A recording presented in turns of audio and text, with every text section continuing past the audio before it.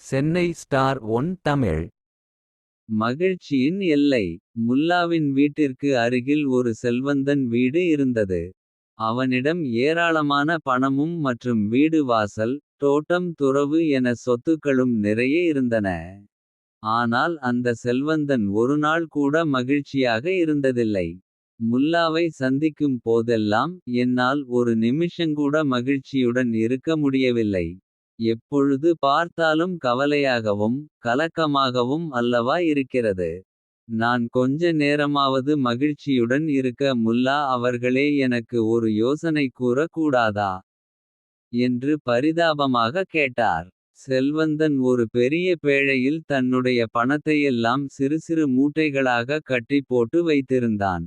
சந்தர்ப்பம் கிடைக்கும் போதெல்லாம் அவன் அந்த பணப்பைகளை ஒவ்வொன்றாக எடுத்து பார்த்து பார்த்து வைப்பான். முல்லா அவன் வீட்டுக்கு அடிக்கடி சென்று அவனுடன் பொழுது போக்காக பேசிக்கொண்டிருந்து விட்டு வருவது வழக்கம்.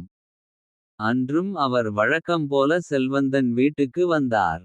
அந்தச் சமயத்தில் செல்வந்தர் பணப்பெட்டியை திறந்து பணமூட்டைகளை எடுத்து பார்த்து விட்டு வைத்து கொண்டிருந்தார்.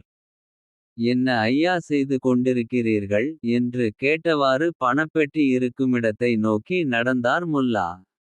முல்லா வீட்டுக்குள் வருவதைக் கண்ட செல்வந்தன் அவசர அவசரமாக பணப்பைகளை பெட்டியில் வைத்து பூட்டத் தொடங்கினான்.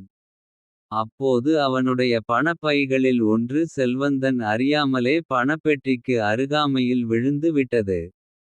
செல்வந்தன் அதை கவனிக்கவில்லை, ஆனால் முல்லா கவனித்தார். உடனே அவர் பாய்ந்து சென்று பணப்பையை தூக்கிக் கொண்டு வெளியே ஓடினார். ஐயோ, என் பணப்பை போய் விட்டதே என்று கூக்குரலிட்டவாறு முல்லாவை துரத்தி கொண்டு செல்வந்தன் ஓடினான். முல்லா இரண்டொரு தெருக்கள் வழியாக வேண்டுமென்றே ஓடினார். செல்வந்தன் பணம் போய் விட்டதே என்று கூக்குரலிட்ட வண்ணம் முல்லாவை பின் தொடர்ந்து ஓடினான். முல்லா கடைசியாக செல்வந்தன் வீட்டுக்கே ஓடி வந்தார். பணப்பையை அவனுடைய பணப்பெட்டியின் மீது டொப்பென போட்டார். செல்வந்தன் ஓடி வந்து பணப்பையை தூக்கிக் கொண்டு அப்பாடி, இப்பொழுது தான் எனக்கு மகிழ்ச்சியாக இருக்கிறது என்ற மலர்ந்த முகத்துடன் கூறினான். பிறகு, முல்லா அவர்களே, எதற்காக என் பணத்தை தூக்கிக் கொண்டு ஓடினீர். இந்த பணம் கிடைக்காவிட்டால் என் உயிரே போயிருக்கும் என்றார்.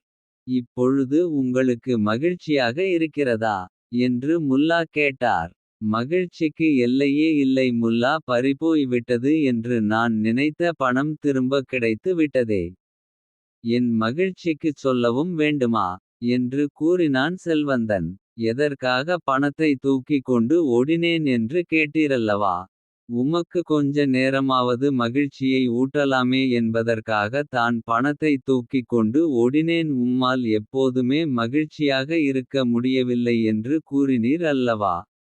அதற்காகத்தான் உமக்கு மகிழ்ச்சியை ஏற்படுத்த வேண்டுமே என்று பணத்தை தூக்கிக் கொண்டு ஓடினேன் என்றார் முல்லா.